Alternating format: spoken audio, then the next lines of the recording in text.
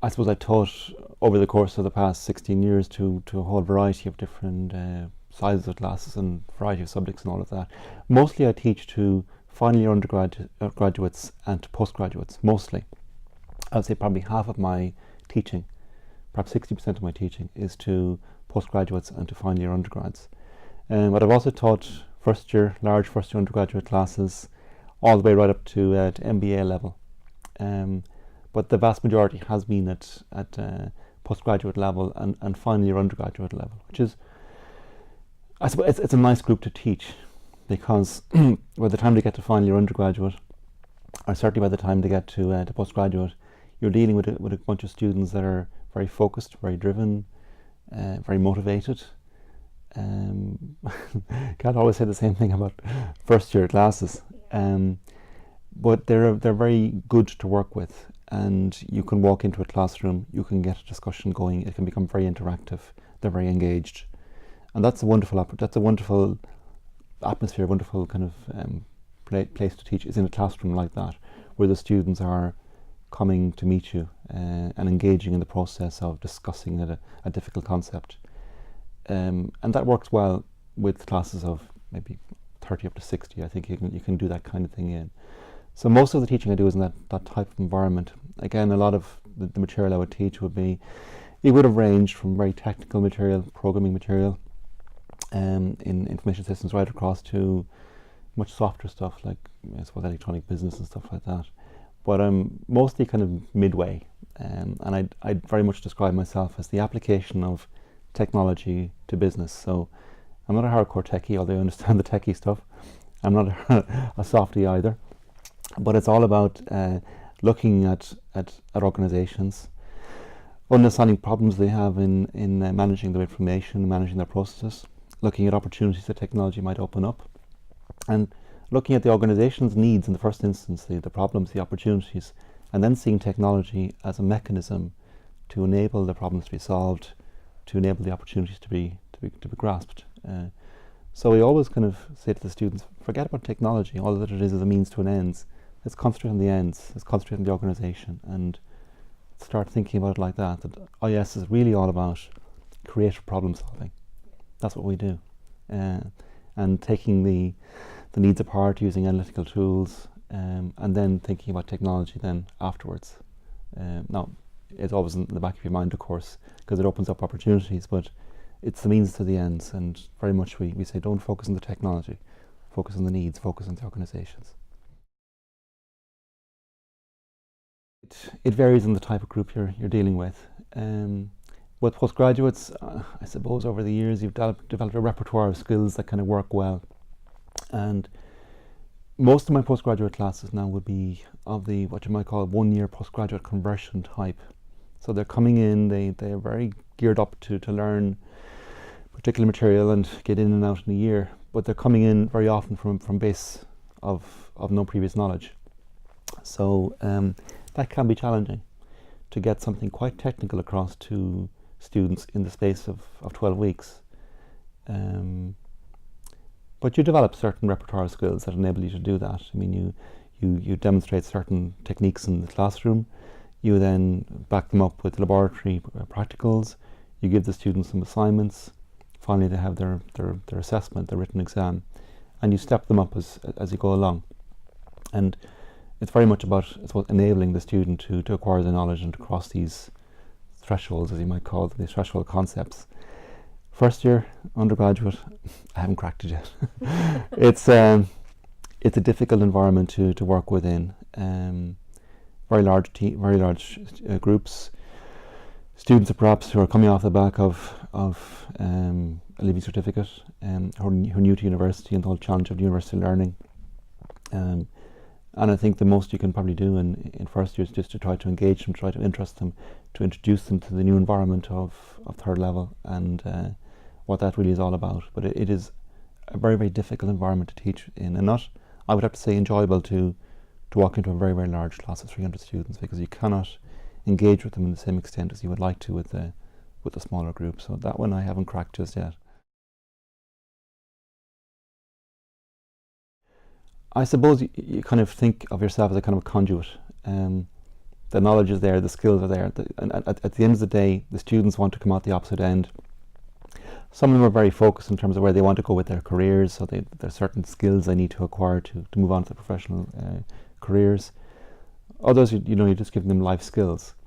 So your teaching is really all about enabling the student to learn these core outcomes as you would see them, and you're the person in the middle who does that through whatever mechanisms you seek to use. So I think of myself as a kind of facilitator or enabler, somebody who encourages the students to engage with this material. And I suppose through your own years of experience of teaching it and your own knowledge of the material, you kind of know certain places where you can tell the students, well, here would be a good place to start, and you're kind of getting them on the ladder of learning, and then they will come knock on your door when they have a problem. But they'll come knocking on your door only when they've tried to grapple with it, and they'll come in and they'll sit down with you and they'll tease it out. You say, did you think about doing it this way or this way or this way? And in a sense, you're prompting them to think in a certain way, not necessarily giving them the answers, but directing them and guiding them. And I find that works very well. The whole, I suppose you could mostly say problem-based learning is what I really do, where a lot of the courses would have typically 40 to 50% group-based and very much applied assignments, which take the knowledge, say, now here's a case study, apply that, go grapple with that, come knock on my door when you're stuck. And I find that works really well. And they come out the opposite end with a very good understanding of something that can be quite a difficult concept, but they come out the other end with a good understanding of it, having banged heads off each other in these round table groups and having come to me as needs be. It is changing. I suppose all changes and all remains the same, I suppose, to a certain extent. From the point of view of, if you say, what areas do I teach? Well, systems analysis and design is one area, which is really all about gathering users' requirements and understanding the needs of organizations. The techniques that are used in that field, you could in a sense call them communication techniques. That's what essentially it is. It's about getting an understanding of what a user might need, modeling that in some shape or form, and then translating that into a technical solution. So the technical solution will move, but the underlying techniques for gathering requirements don't change as much. Other fields, surprisingly, like databases, for example, the core theories of databases have remained very stable over 30 to 40 years, so that isn't so much a challenge. If you're teaching programming, it is a difficulty because the technologies move very, very quickly. And in areas like privacy and security, stuff moves very, very fast. So certain aspects of technology stay put, they're stable. Other aspects move very fast, I suppose.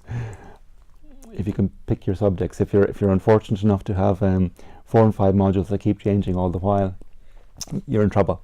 It's enough to be teaching one module that's constantly moving on you. But over the years, I've taught a broad variety, and you kind of freshen things up a bit by every few years you go and take on something new. So you teach programming, you kind of say, well, I've done that. You move on to e-business, you say, I've done that.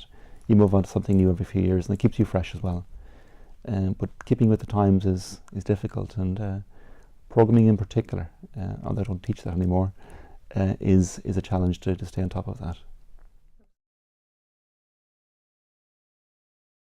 Well, I just find the group problem-based learning is by far and away the best technique that we use with the students. And some students are actually very reticent to work in teams. They'll say, I want to work by myself on this. I say, no, so we recommend you don't do that, because in the workplace, you got to work with people. You got to learn to work with them, and you may not like them very much. You may think they're better than you. They may think they're better than you. But part of the skills of working with others is managing conflict. It's managing time. It's learning to work with people who have different perspectives on things, and learning to listen. And we find that works particularly well with our groups. Now, at postgraduate level, the class has got a certain dynamic, because you've got a range of different disciplinary backgrounds, nationalities, age profile, and you've got a really fantastically rich mix there, which works fantastically well at postgrad. It doesn't tend to work as well as undergraduate because the mix is more homogenous. But that would be the one technique that would be consistent throughout all of my teaching, would be teams working of 2 or 3, working on a problem, grappling with it, and coming out the other end with a deliverable of some shape or form. And that gets them to, like, that enables them to learn the skill. Because I think it's a little bit like, I often use the metaphor of the English language. You can learn every single word in the English dictionary, and what can you do at the end of it all? You can do nothing except be good at Scrabble. You can't construct a sentence. And in a sense, you can learn all the theory in the world, but if you can't apply it, it's useless to you. So we can give them the theory in class, but the assignments, the coursework, that's what really puts it into action for them, and that's where it clicks. So I find that works best of all. I haven't found it a difficulty. I assess all my own group work.